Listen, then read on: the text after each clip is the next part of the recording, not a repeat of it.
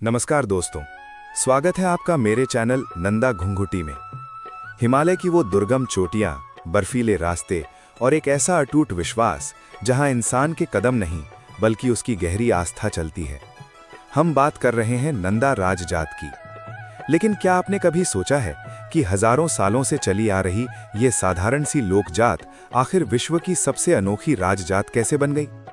आज के इस विशेष वीडियो में हम कुरुड़ की स्वयंभू नंदा से लेकर राजा कनकपाल की भक्ति और राजा जशधवल के उस भयानक शाप की पूरी गाथा जानेंगे, जिसे सुनकर आज भी रोंगटे खड़े हो जाते हैं।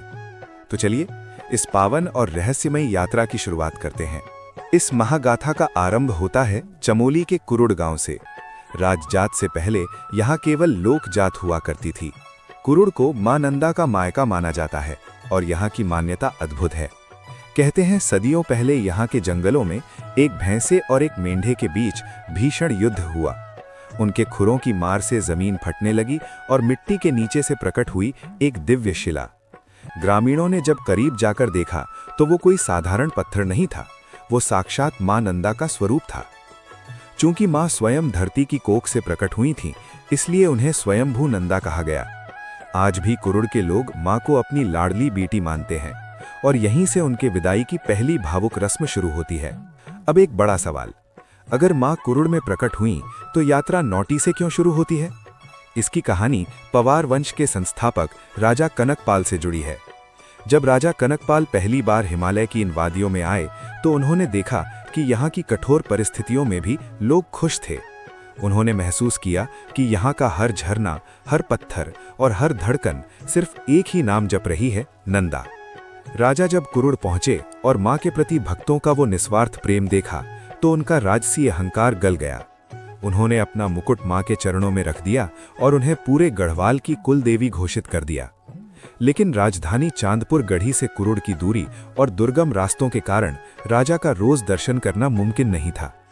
तब अपनी इस तड़प को शांत करने के लिए राजा ने विद्वानों के परामर्श पर मां की शक्ति के प्रतीक श्री यंत्र को कुरुड़ से ससम्मान नौटी स्थापित किया और इसी तरह नौटी मां का राजकीय साधना केंद्र यानी राजपीठ बन गया।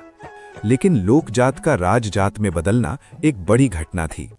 लोक कथाओं के अनुसार पवार वंश के ही एक राजा ने अनजाने में मां नंदा का अपमान कर दिया था।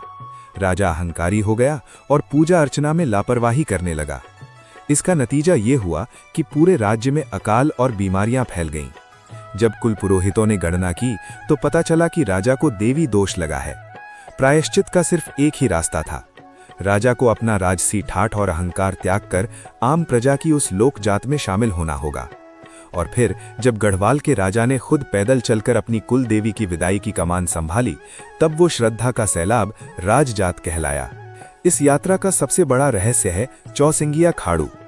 हिमालय की ऊंचाइयों में जहां इंसानी तर्क खत्म हो जाते हैं, वहां से ये 4 सींगों वाला मेंढा अगवाई करता है। मान्यता है कि जब माता पार्वती का विवाह भगवान शिव से हुआ, तब उनके पिता हिमालय राज ने ये मेंढा उपहार में दिया था। ये कोई साधारण जीव नहीं, बल्कि मां नंदा का प्रधान दूत यानी खाविश है। इसकी पीठ पर मां के आभूषणों और श्रृंगार की पोटली होती है। हजारों की भीड़ पीछे होती है, पर रास्ता ये मूक जीव दिखाता है। इसे ना रस्सी चाहिए, ना कोई निर्देश। होमकुंड की बर्फीली ढलानों पर जब ये सबको छोड़कर अकेला कैलाश की ओर विदा होता है तो मानो साक्षात भक्ति वैराग्य में बदल जाती है। लेकिन याद रखिए, मां के दरबार में अनुशासनहीनता का फल भी तुरंत मिलता है। राजजात के मार्ग पर एक डरावनी जगह आती है, पातर नचौनिया।